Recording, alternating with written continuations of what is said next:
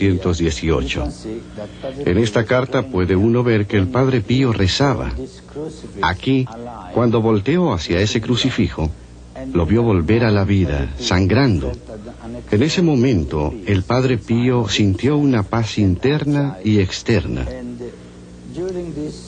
Y durante todo este tiempo, el Padre Pío veía al crucifijo vivo y goteando sangre. Y dijo que al salir del trance, se dio cuenta que tenía las manos, los pies y el costado traspasados como las del crucifijo. Esta es la primera fotografía de sus heridas, la cual después fue notarizada. La noticia de este acontecimiento se divulgó lentamente, y la gente empezaba a ni para ver al fraile que había sido estigmado o para oír una de sus misas. Uno podía entender la actitud en el convento al singular milagro del joven fraile. Era de extrema cautela. Hasta se decía que iban a mandar al Padre Pío a otra parte de Italia. Pero la gente de San Giovanni vociferaba que se quedara. Hasta había amenazas de violencia. Eventualmente, algo se tenía que hacer. Se tenía que tomar una decisión porque tal notoriedad podía ser vergonzosa más que una bendición. En 1922, el Santo Oficio tuvo que intervenir con una serie de medidas. Declaró que no había señales de algo sobrenatural en el caso y le ordenó al Padre Pío que no participara en misas públicas y que dejara de escribir.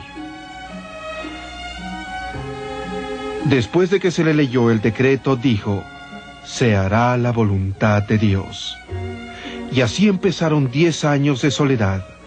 El Padre Pío se encontraba como un sacerdote sin congregación, como un confesor sin poder dar perdón, como un cristiano sin guía espiritual. En su asilo se sumergió totalmente en la oración, en la escritura y en la lectura espiritual. Y escribió las palabras: «Resta conmigo. Quédate conmigo, Señor. Tú sabes que no te puedo olvidar. Quédate conmigo, Señor. Tú sabes que sin tu fuerza caigo. Quédate conmigo, Señor, porque sin ti mi fervor falla. Quédate conmigo, Señor. Tú eres mi vida. Tú eres mi luz». Después de una larga década, el mandato fue finalmente levantado por el Papa Pío VI, quien después de haber examinado el caso detalladamente, le permitió al Padre Pío volver a tomar posesión de su ministerio. Eventualmente se tuvo que construir una iglesia más grande para acomodar a las grandes congregaciones que venían de todas partes del mundo. La multitud de peregrinos comenzó de nuevo. Vinieron en aquel entonces y siguen viniendo en el momento actual.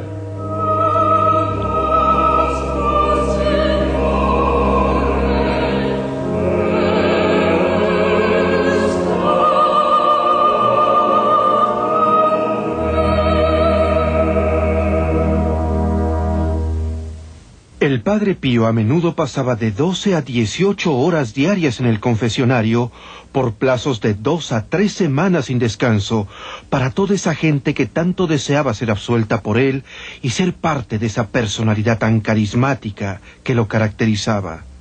Aunque se sabía de sus heridas, él siempre trataba de mantener las manos tapadas o escondidas y sabía cuando alguien le hacía perder el tiempo. En ocasiones terminaba bruscamente la confesión diciendo: «Basta». Él podía leer la mente y el alma, y cuando Dios le daba la luz para poder ver dentro de la persona, el Padre Pío les decía a ellos o a ellas sus pecados, y también, si no estaban preparados o no eran sinceros en la confesión, los mandaba a su casa sin la absolución.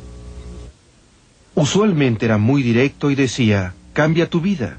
O simplemente le decía al que dudaba de la existencia del infierno: «Creerás cuando llegues». Era capaz de conocimientos profundos y se decía que tenía la habilidad de leer la mente y el corazón de la gente, de saber detalles de la vida y circunstancias que ni siquiera adivinándolas se podría acertar. Una vez una mujer se sorprendió cuando le dijo su penitencia.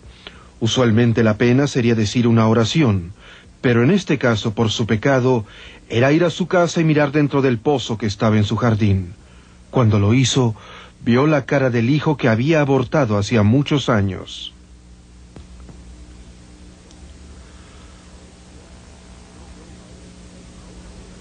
Joe Greco, ahora totalmente devoto del Padre Pío, lo conoció bajo circunstancias en un sueño en el cual le pidió que salvara la vida de su padre, el que de repente se recuperó de una operación muy peligrosa.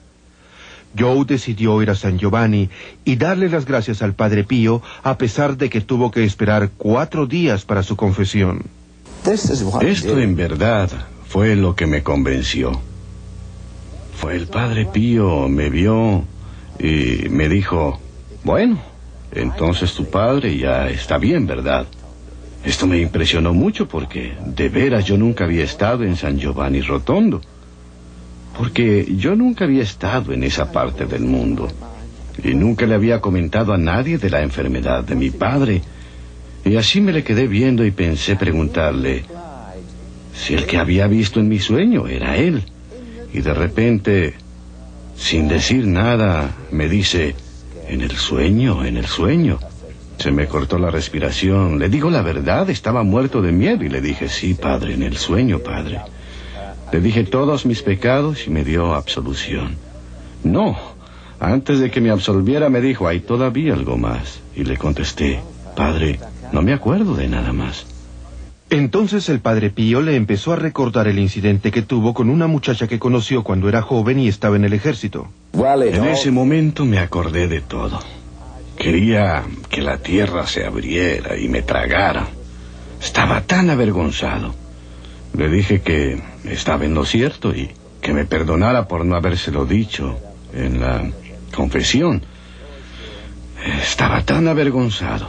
Bueno, has cargado este pecado contigo, me dijo, desde 1941. Y el lugar preciso era en el pueblo de Blackburn. Cuando me levanté para irme volvió a decir, hay algo que se te está olvidando. Le noté que decía esto con una leve sonrisa. Oh, no, padre, no hay nada más, de verdad que no hay nada. Y me dijo, ve dentro del bolsillo de tu saco. Entonces metí la mano y saqué mi rosario. Se lo di, me lo bendijo y me lo regresó. Y eso fue todo. En verdad eso fue. Aquellas personas que conocían al Padre Pío hablaban con admiración y afecto. Hablaban de sus 50 años de dolor excesivo y de que no había duda que sufrió angustias de heridas genuinas. La evidencia médica del estigma, provista por doctores que examinaron al Padre Pío, es impecable. El doctor Luigi Romanelli, el doctor Giorgio Festa y el doctor personal del Padre Pío, el doctor Sala, proporcionaron, al igual que otros muchos expertos médicos, evidencia de que las heridas eran genuinas y que no mostraban señas de curación ni de ulceración. Desde el monasterio capuchino de Pietrelcina, donde tienen la sala dedicada al Padre Pío, el padre Stefanino nos relata. De todas las reliquias del Padre Pío que tenemos aquí, la más importante es la camisa que usaba para dormir. Como ustedes pueden ver, está manchada de sangre. ¿Cómo fue que esto pasó? Sabemos que el Padre Pío vivió toda la pasión de Cristo, el sufrimiento, la corona de espinas, las heridas del estigma, y en sus propias palabras decía que el sufrimiento ocurría casi cada semana durante muchos años. A pesar de los dolores continuos, su contemporáneo, el Padre Villani, una vez dijo, en el fondo del alma es el hombre más feliz del mundo. Su disposición a la vida siempre era, reza, ten fe y no te preocupes. Y decía que la ansiedad no ayudaba en nada y que Dios oía sus rezos. El Padre Pío, quien no era como cualquier otro hombre, durante muchos años de su vida se levantaba a las 2 de la mañana. Iba a la sacristía a las 4 y daba misa a las 5, hora que se decidió darle al Padre para decir su misa, con la esperanza de que siendo tan temprano, muy poca gente acudiría. Pero aún así, lloviera o relampagueara, cantidades de gente esperaban horas para que